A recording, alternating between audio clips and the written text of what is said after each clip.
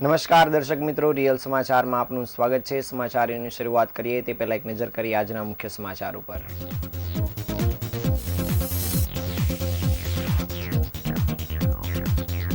Fitness permit અને CNG retesting વગર શહેરમાં 35,000 રિક્ષાઓ ફરતી હોવાનો દાવો। સુરત સિવિલ હોસ્પિટલમાં હૃદયરોગના નિદાન માટેનું કેથલેબ મશીન 3 મહિનાથી ધૂળ ખાયેલી અવસ્થામાં જોવા મળ્યું। ઉધનામાં નિવૃત્ત પોલીસકર્મીના પુત્રની ફાઇનાન્સની ઓફિસ બહાર ફાયરિંગ।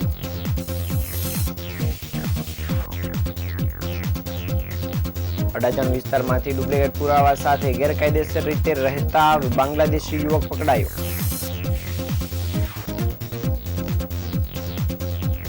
માત્ર 2500 રૂપિયાના મોબાઈલની લૂંટ માટે કીમમાં યુવકની ચપ્પુના ઘા ઝીકી હત્યા। ઘરકામના બદલે મોબાઈલ પર વાતો કરતી દીકરીની હત્યા કરનાર પિતાની ધરપકડ।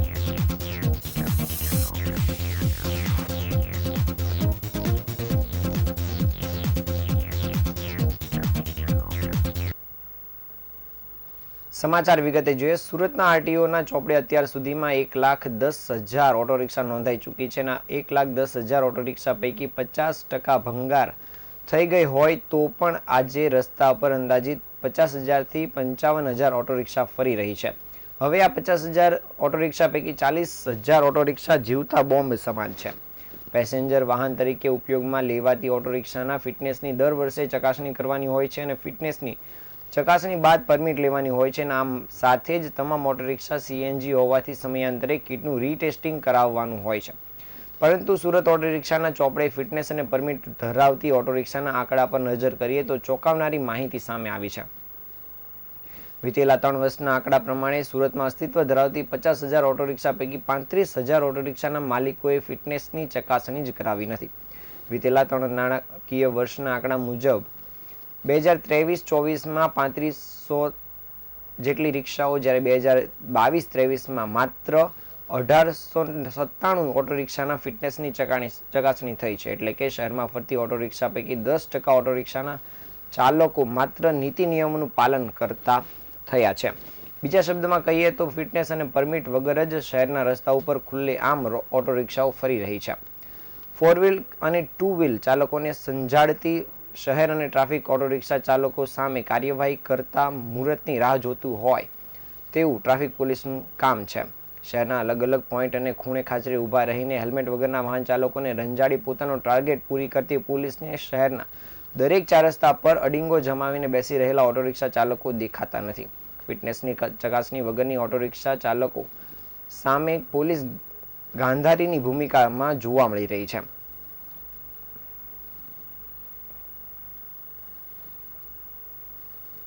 હાલમાં સુરત શહેરમાં લગભગ 30,000 થી 35,000 રિક્ષાઓ એવી છે કે જેના ફિટનેસ રિન્યુ થયા જ નથી। ફિટનેસ રિન્યુ નહીં થયા હોય એટલે સ્વાભાવિકપણે એની પરમિટ નહીં હોય, એના ઇન્સ્યોરન્સ નહીં હોય ને એના સીએનજી બી રીટેસ્ટિંગ નહીં હોય।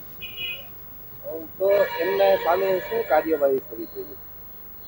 આની માટે તો આરટીઓ ખાલી આરટીઓ પર ડિપેન્ડ નહીં રહી, તમામ સરકારી એજન્સીઓ જાગૃત થવાની જરૂર છે।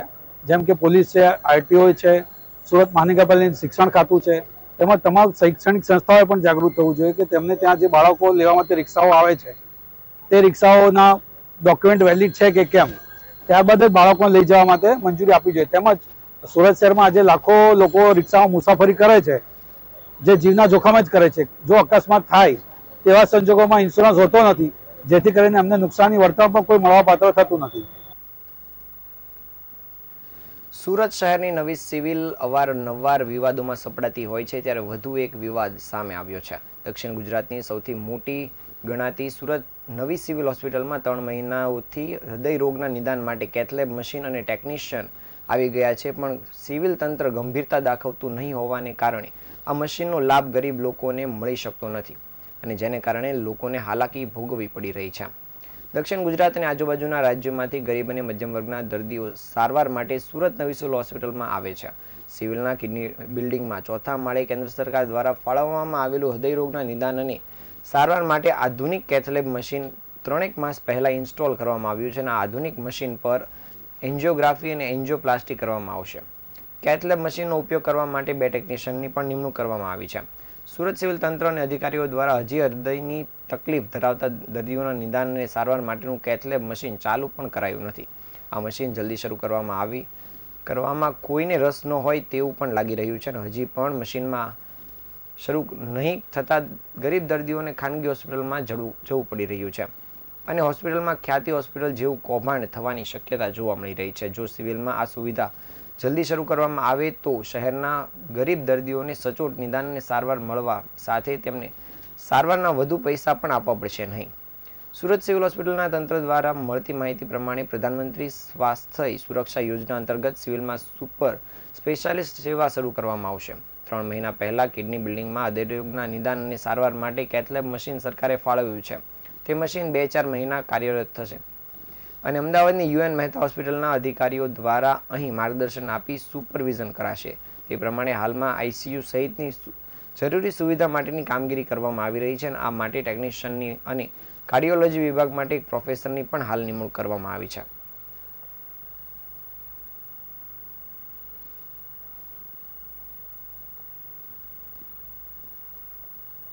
ઉધના વિસ્તારની આશીર્વાદ ટાઉનશીપ નજીક ફાયરિંગની ઘટના બનતા ચકચાર મચી જવા પામ્યો છે. આરાધ્યા કોર્પોરેશનની ઓફિસ બહાર પર બાઇક પર આવેલા 2 શખ્સોએ 2 રાઉન્ડ ફાયરિંગ કર્યું હોવાની વાત સામે આવી છે અને આ શખ્સો ફાયરિંગ કર્યા બાદ નાસી છૂટ્યા હતા. ઘટનાની સમગ્ર વિસ્તારમાં દહેશતનો માહોલ છવાઈ ગયો છે. આરાધ્યા કોર્પોરેશનની ઓફિસ પાસે બાઇક પર 2 શખ્સો આવી પહોંચ્યા અને તુરંત ફાયરિંગ કર્યું હતું, જેની જાણ થતાં જ તાત્કાલિક પોલીસ કાફલો ઘટનાસ્થળે દોડી આવ્યો હતો અને તપાસ કામગીરી શરૂ કરી છે.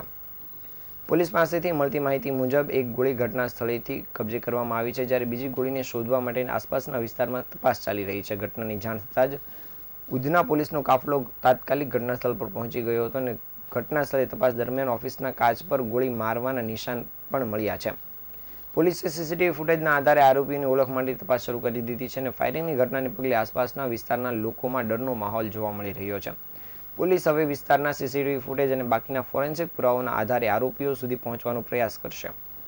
પોલીસનું કહેવું છે કે આ ઘટના કયા કારણોસર થઈ છે તેની પાછળના કારણો શોધવા માટે ચર્ચા ચાલી રહી છે અને આ ઘટના અપરાધિક ગેંગની અડ્ડીથી સંકળાયેલી છે કે નહીં તે પણ તપાસવામાં આવી રહ્યું છે. આ કેસમાં તાત્કાલિક કાર્યવાહી કરી સુરત પોલીસ દ્વારા શખ્સોને ઝડપી પાડવામાં આવ્યા તો ઘટના વિશે વધુ ખુલાસો થઈ શકે તેમ છે.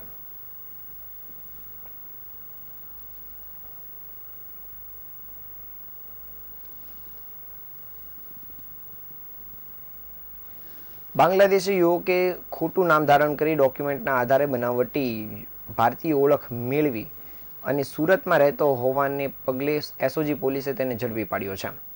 ભારતમાં ગેરકાયદેસર રીતે રહેતા બાંગ્લાદેશીઓને બોગસ આધાર કાર્ડ, પાન કાર્ડ જેવા પુરાવાઓ તૈયાર કરી ભારતીય હોવાનો દાવો કરતા હોય છે. જો કે ગેરકાયદેસર રીતે આ રહેતા બાંગ્લાદેશીઓને શોધી કાઢવા માટે પોલીસ દ્વારા કડકમાં કડક કાર્યવાહી કરવામાં આવી રહી છે, જે અંતર્ગત સુરતની પોલીસ દ્વારા શહેરમાં ગેરકાયદેસર રીતે રહેતા વધુ એક બાંગ્લાદેશીને ઝડપી પાડવામાં આવ્યો છે. શહેરના અડાજણ વિસ્તારમાં પરશુરામ ગાર્ડન નજીક આવેલા શિવસાગર સોસાયટીની સામેના સર્કલ નજીકથી એક શખ્સને પોલીસે ઝડપી પાડ્યો છે. પોલીસે મોહમ્મદ હમીમ ફકીરની ધરપકડ કરી છે અને આ શખ્સ પાસેથી પોલીસને મોબાઈલ ફોન, આધાર કાર્ડ, પાન કાર્ડ તેમજ બાંગ્લાદેશનું નેશનલ આઈડી સહિતની વસ્તુઓ મળી આવી છે, જે પોલીસ દ્વારા કબજે કરાઈ છે.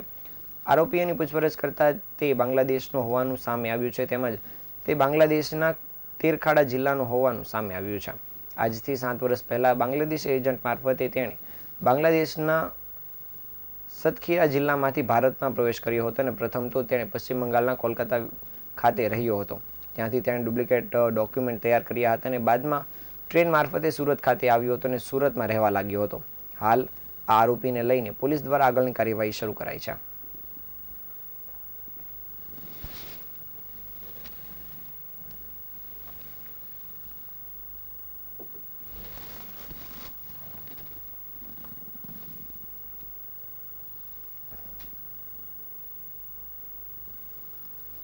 સુરતમાં કાયદા અને વ્યવસ્થાની સ્થિતિ કથળી હોય તે રીતે એક પછી એક હત્યાના બનાવો સામે આવી રહ્યા છે. શહેર બાદ આજે જિલ્લામાં પણ હત્યાના બનાવો સામે આવ્યા છે. કીમ પાસે આવેલા કન્યાસી ગામ પરથી પરત ફરી રહેલા શ્રમિકને લૂંટ્યા બાદ તેના પર તક્ષણ હથિયારના ઘા ઝીકીને હત્યા કરવામાં આવી હતી. 3 જેટલા લૂંટારુઓ લૂંટ વિથ મર્ડરની ઘટનાને અંજામ આપી ફરાર થઈ ગયા હતા. મૃતક વિનોદ મૂળ ઓડિશાનો રહેવાસી હોવાનું સામે આવ્યું છે. પોલીસે આ અંગે જણાવ્યું હતું કે કન્યાસીમાં 3 લૂંટારુઓએ લૂંટ ચલાવી હતી અને સ્ટેબિંગ દરમિયાન વિનોદનું મરણ થયું હતું. તેમણે ચપ્પુ માર્યું હતું અને જેમાં તેનું મૃત્યુ થયું છે. 2500 રૂપિયાના 2 મોબાઈલ ફોન લૂંટી લેવામાં આવ્યા છે અને લૂંટ ચલાવવાના ઈરાદે 2 બાઇક પર 3 લૂંટારુઓ આવ્યા હતા અને હાલ સમગ્ર ઘટનામાં પોલીસ દ્વારા તપાસ કામગીરી શરૂ કરાઈ છે. જ્યારે મૃતકના સંબંધીઓ જણાવ્યું હતું કે સાંજે તે લુમ્સના કારખાનામાંથી આવી રહ્યો હતો ત્યારે મોબાઈલ લૂંટવા માટે કેટલાક લૂંટારુઓ આવ્યા હતા અને લૂંટ ચલાવવામાં આવી હતી, જેમાં પોલીસ દ્વારા તપાસ કામગીરી શરૂ કરાઈ છે.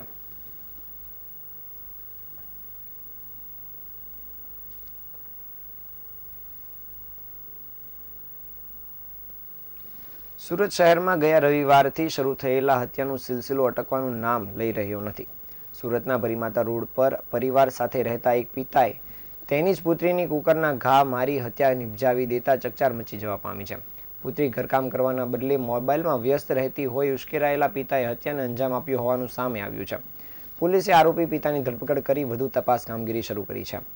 છેલ્લા કેટલાક સમયથી આપણે જોઈ રહ્યા છીએ કે મોબાઈલના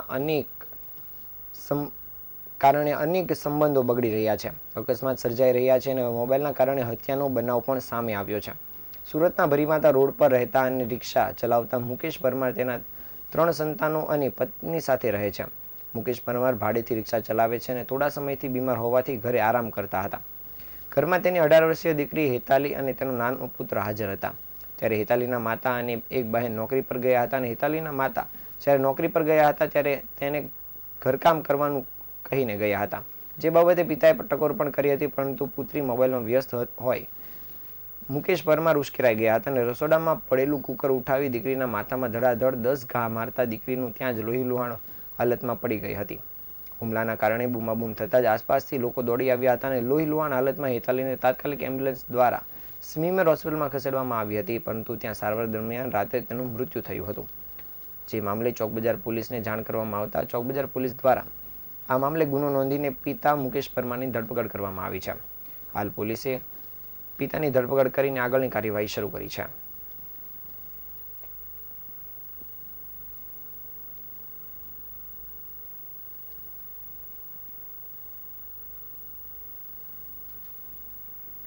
સમાચારના અંતે ફરી એકવાર નજર કરીએ મુખ્ય સમાચાર ઉપર.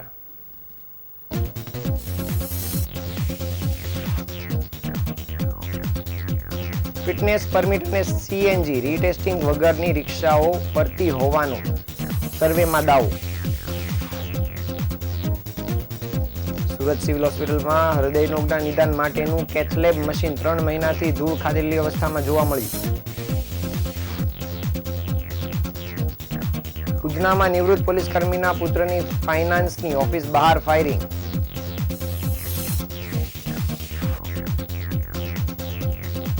અડાજણ વિસ્તારમાંથી ડુપ્લિકેટ પુરાવા સાથે ગેરકાયદેસર રીતે રહેતો બાંગ્લાદેશી યુવક ઝડપાયો.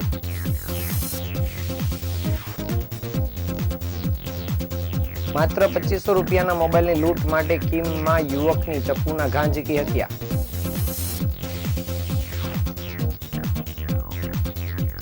ઘરકામના બદલે મોબાઈલ પર વાતો કરતી દીકરીની હત્યા કરનાર પિતાની ધરપકડ.